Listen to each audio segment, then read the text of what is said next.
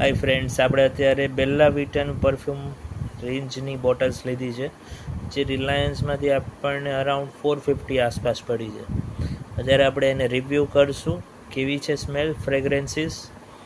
અને આપણી સાથે છે અત્યારે યુવરાજ રાવલ, આપણી સાથે અનબોક્સિંગ કરશે. તો ચલો યુવરાજ, ખોલીએ, આપણે ફ્રેગ્રન્સ ચેક કરીએ.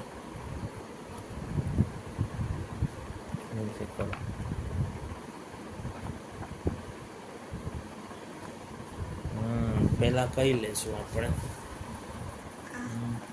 હા, લેશું. કાઢો બા. ટાઈટ છે? ટાઈટ છે.